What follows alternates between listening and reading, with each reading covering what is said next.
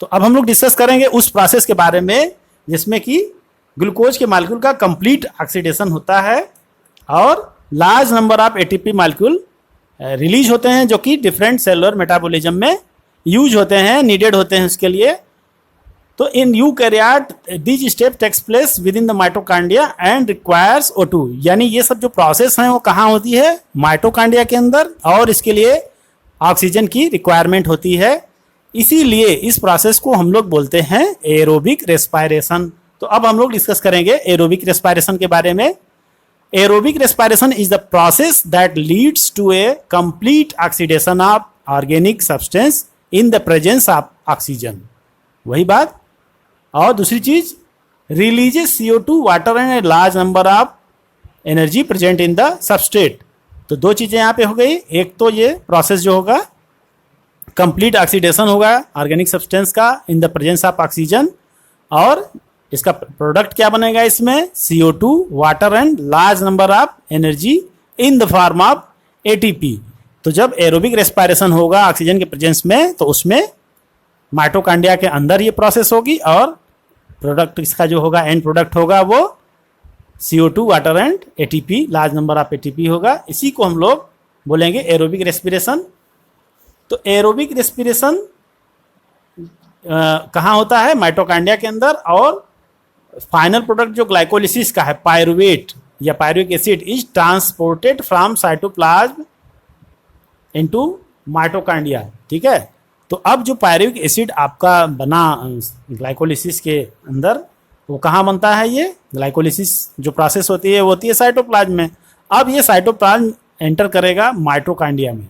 तो माइटोकांड्रिया में एंटर करने के बाद उसका फिर वहाँ पे कंप्लीट ऑक्सीडेशन होगा, और जो एंड प्रोडक्ट हैं कार्बन डाइऑक्साइड और H2O वो फॉर्मेशन होगा।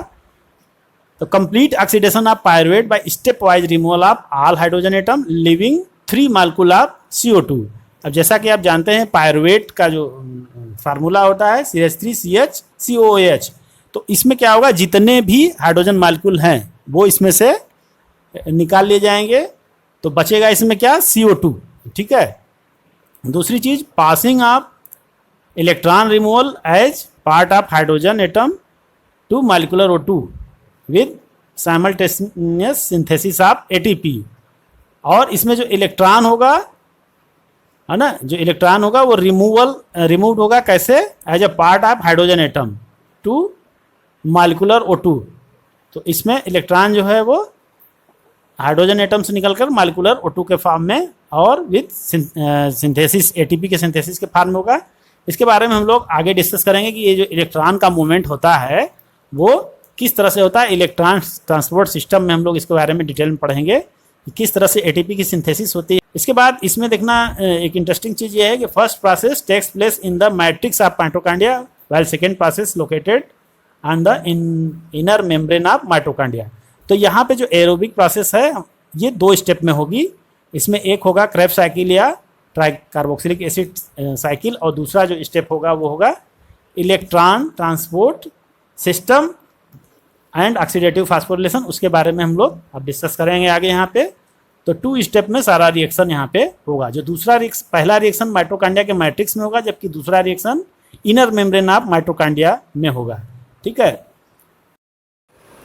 तो यहाँ पे जो ग्लाइकोलिसिस का एंड प्रोडक्ट है वो पायरुविक एसिड या पायरुवेट है, और ये एंटर करता है साइटोसॉल से माइटोकांड्रिया के मैट्रिक्स में। माइटोकांड्रिया के मैट्रिक्स में ये एक कम्प्लेक्स सेट ऑफ रिएक्शन, जिसको कि हम लोग बोलते हैं ऑक्सीडेटिव डीकार्बोक्सिलेशन प्रोसेस में एंटर करता है। और ये एंजाइम जो इसमें यूज होता है वो है पायरुवेट डिहाइड्रोजिनेज। यानी हम ये कह सकते हैं कि ग्लाइकोलिसिस और क्रेब्स साइकिल के बीच में एक रिएक्शन का कम्प्लेक्स रिएक्शन का सेट और होता है, जिसको हम लोग बोलते हैं ऑक्सीडेटिव डीकार्बोक्सिलेशन। तो उसमें होता क्या है, आप यहाँ पे देख रहे हैं ये रिएक्शन है, पायरुविक एसिड है, ये पायरुविक एसिड और कोएंजाइम है और NAD, ये मैग्नीशियम आयन और पायरुवेट डिहाइड्रोजिनेज एंजाइम के प्रेजेंस में किसमें चेंज होते हैं, कोएंजाइम अब चेंज हो जाएगा एस्टिल कोएंजाइम में। जो पायरुविक एसिड का फार्मूला आप जानते हैं CH3COOH होता है, तो जो उसमें एस्टिल ग्रुप होता है वो कोएंजाइम के साथ ऐड होकर के एस्टिल कोएंजाइम बनाता है। इसके साथ कार्बन डाइऑक्साइड रिलीज हो जाती है और जो हाइड्रोजन है वो NAD को चेंज कर देता है NADH+ में। तो इस तरह से यहाँ पे पायरिक एसिड का डिहाइड्रोजनेशन हो रहा है या कह सकते हैं ऑक्सीडेशन हो रहा है। तो इसीलिए इस प्रोसेस को हम लोग बोलते हैं, और कार्बन डाइऑक्साइड भी यहाँ पे रिलीज हो रही है, इसीलिए इस प्रोसेस का नाम क्या होगा, ऑक्सीडेटिव डीकार्बोक्सिलेशन, क्योंकि हाइड्रोजन रिलीज हो रही है और कार्बन डाइऑक्साइड भी रिलीज हो रही है, इसीलिए इस प्रोसेस को हम लोग बोल सकते हैं ऑक्सीडेटिव डीकार्बोक्सिलेशन। तो ये जितना एक वन स्टेप रिएक्शन नहीं है, इसमें बहुत सारे इंटरमीडिएट प्रोडक्ट ही बनते हैं जिसको कि आपके सिलेबस में नहीं बताया गया है। लेकिन ये एक अगर कंप्लीट प्रोसेस को हम देखें तो pyruvic acid plus coenzyme A plus NAD in the presence of magnesium ion pyruvate dehydrogenase forms acetyl coenzyme A plus carbon dioxide plus NADH+। तो अब जो ये यहाँ पे एसिटिल कोएंजाइम ए बनता है वो अब पार्टिसिपेट करेगा किसमें, क्रेब्स साइकिल के अंदर। तो नीचे आप डायग्राम में यहाँ पे देख रहे हैं पायरुवेट जो है वो ये जो पूरी प्रोसेस है, कोएंजाइम ए ऐड होकर एसिटिल कोएंजाइम ए बनाया और NADH+ का फॉर्मेशन हुआ, कार्बन डाइऑक्साइड रिलीज हो रही है। ये 3 कार्बन कंपाउंड है, ये 2 कार्बन कंपाउंड है क्योंकि यहाँ पे कार्बन डाइऑक्साइड निकल गई है। अब ये एंटर करेगा सिट्रिक एसिड साइकिल या क्रेब साइकिल में।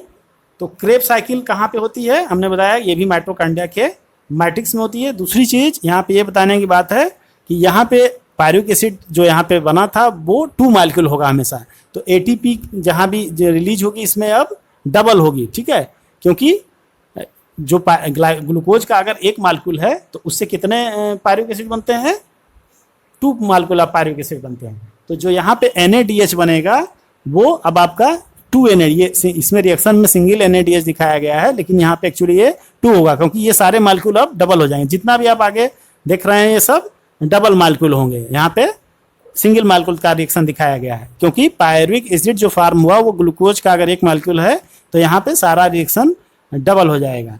तो इस तरह से हम पूरी प्रोसेस को अब आगे देखते हैं।